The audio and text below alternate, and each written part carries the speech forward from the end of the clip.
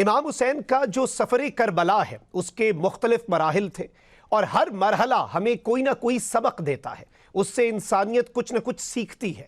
آپ کس طرح سے دیکھتے ہیں کہ یہ جو ایک مسلسل جد و جہد کا سفر تھا مدینہ سے کربلا کا، اس کے مختلف مراحل آخر آج انسانیت کو کیا پیغام دے رہے ہیں؟ بسم اللہ الرحمن الرحیم۔ سب سے پہلے شاہ الدین میں آپ کا شکریہ ادا کرتا ہوں کہ آپ نے اس انتہائی اہم انسان ساز اور معاشرے کے اندر شعور اور بیداری پیدا کرنے والے موضوع کے حوالے سے آج اس پروگرام کا اہتمام کیا ہے۔ دیکھیے، امام حسین علیہ السلام کو آج بھی بعض لوگ ایک خاص آئینے اور ایک خاص دائرے کے محدود کر کے دیکھنے کی کوشش کرتے ہیں۔ امام حسین علیہ السلام اگر کربلا کی 61 ہجری کے روز عاشورہ کے میدان میں ان کو دیکھا جائے تو وہ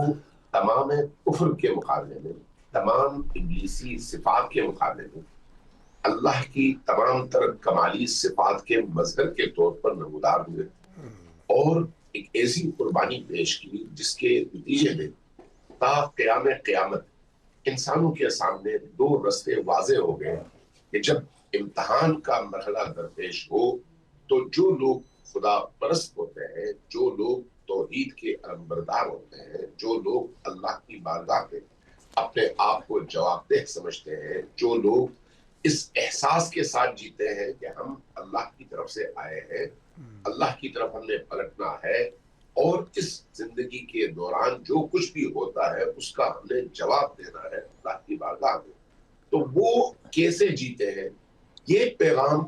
یہ سوال اور اس سوال کا جواب کربلا کے میدان میں امام حسین علیہ السلام نے دیا ہے۔ امام حسین کا جو کردار ہے وہ آفاقی ہے، اس لیے بھی آفاقی ہے کہ اللہ کی تمام قدروں کو امام حسین نے کربلا میں ایک ہی دن کے اندر زندہ کر کے بتایا کہ اللہ کے ولی ایسے جیتے ہیں۔ اس حوالے سے بھی امام حسین علیہ السلام کا کردار ایک لافانی کردار ہے کہ اللہ نے روز ازل سے یہ ارادہ کر رکھا تھا کہ جب دین اور انسانی بنیادیں اور انسانی اقدار کا جنازہ نکل چکا ہو اور دین کے نام پر بے دینی کی ترویج ہو رہی ہو اور اللہ کے اطاعت کے نام پر ابلیس کی اطاعت ہو رہی ہو، تو ایک ایسے معاشرے میں حسین ابن علی اور ان کے ان جانثار ساتھیوں اور ان کے بچوں کا خون اس طرح سے اس معاشرے کو منقلب کر دے گا کہ جس کے نتیجے میں تا قیام قیامت کربلا ایک صرف علامت نہیں، ایک صرف استعارہ نہیں، بلکہ ایک مکتب کی صورت میں عالم انسانیت کے ضمیروں کو جھنجھوڑے گا اور جہاں جہاں ظلم کا بازار گرم ہوگا وہاں وہاں ان کے لیے اسوہ، نمونہ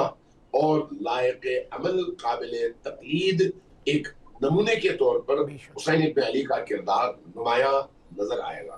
امام حسین علیہ السلام نے جب مدینہ سے مکہ اور مکہ سے کربلا تک سفر کیا ہے تو اس سفر کے دوران آپ نے مختلف مواقع پر خطبات دیے ہیں، مختلف مواقع پر مختصر جملوں میں اپنے اہداف کی طرف نشاندہی کی ہے اور متوجہ کیا ہے اور مختلف لوگوں کو خطوط لکھے۔ اگر آپ ان کے مکتوبات، ان کے خطوط، ان کے خطبے اور خطبوں کے ساتھ ان کے کلمات قصار کو،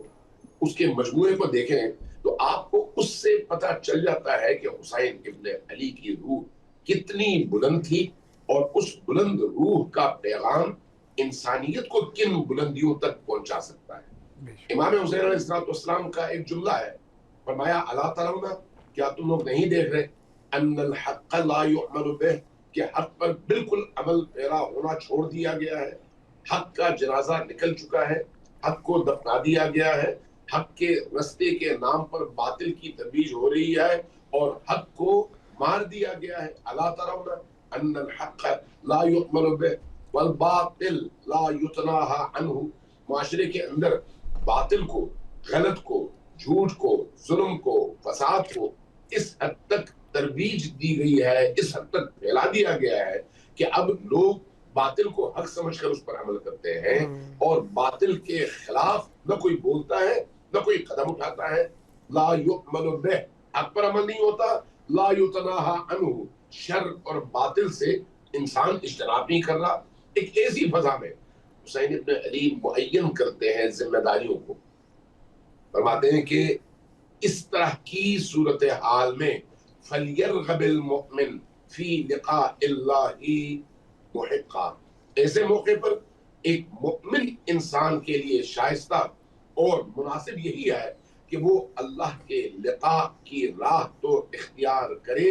لیکن اس گھٹن اور تاریک ماحول میں جینے کو ترجیح نہ دے. لہٰذا میں نکلا ہوں. اس لیے آپ امام حسین علیہ السلام کے جملوں میں، آپ کے خطبات میں اور آپ کے کلمات میں، آپ کے مکتوبات میں اس پیغام کو واضح طور پر محسوس کرتے ہیں کہ یہ عزت کا پیغام ہے، یہ انسانی وقار کا پیغام ہے، یہ انسانی کرامت کے احیاء کا پیغام ہے، یہ انسانی معاشرے کو حمیت کے ساتھ جینے کا رستہ دکھانے کا پیغام ہے، یہ انسانی معاشرے کو غیرت کے ساتھ سر اٹھا کر جینے کا پیغام ہے،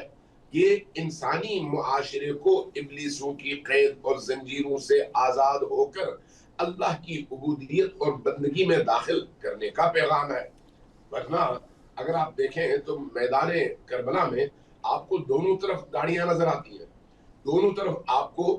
پیشانیوں پر سجدے کے نشان نظر آتے ہیں، دونوں طرف آپ کو نمازی نظر آتے ہیں، دونوں طرف آپ کو قاریان قرآن نظر آتے ہیں، دونوں طرف آپ کو حافظان قرآن نظر آتے ہیں. اب ایسی صورتحال میں کیسے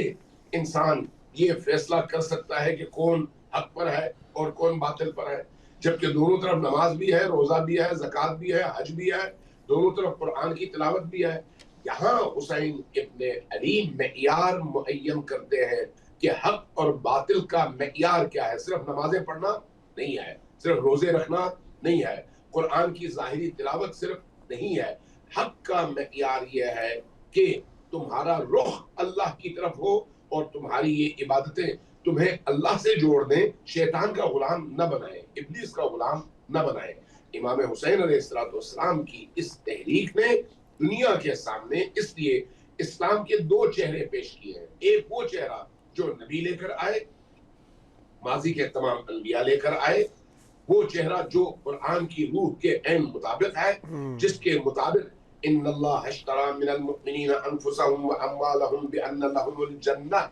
فیقتلون ویقتلون کی مصداق بن کر کربلا کے یہ 72 شہداء میدان میں اترے ہیں کہ اللہ نے اہل ایمان کو اس طرح سے اپنے آپ سے مربوط کر دیا ہے اور جوڑ لیا ہے. اشترا یا اشترا من المؤمنین، مؤمنین سے اللہ نے خرید لیا ہے. کس چیز کو؟ ان کی جانوں کو اور ان کے اموال کو. اموالہم انفسہم و اموالہم، ان کے جانوں کو بھی اور ان کے مال کو بھی. اب یہ جو مؤمن اللہ کے ہاتھ اپنی جان بیچتے ہیں، اپنا مال بیچتے ہیں، یہ کیا کرتے ہیں؟ یہ کیا کرتے ہیں اس کا جواب بھی قرآن کریم نے دیا. ان اللہ اشتری من المؤمنین انفسہم و اموالہم بان لهم الجنہ فیقتلون ویقتلون. حق کی راہ میں جب وہ کھڑے ہو جاتے ہیں تو اللہ کے دشمنوں کے سامنے سیسا پلائی ہوئی دیوار بنتے ہیں، اور جب یہ دیوار کھڑی ہو جاتی ہے تو دشمن اس پر یلغار کرتا ہے. اب یہ ایمان اور اخلاص کے پیکر مؤمن انسان قتل کرتے ہیں تب بھی اللہ کے لیے ہے، اور اگر قتل ہوتے ہیں تب بھی اللہ کے لیے ہے. اللہ تبارک و تعالیٰ کی اس آیت کو عملی طور پر جس شخصیت نے کربلا کے میدان میں زندہ کر کے انسانی معاشروں کے سامنے اسلام کے اس تابناک، روشن اور انتہائی نورانی چہرے کو رکھا، اسی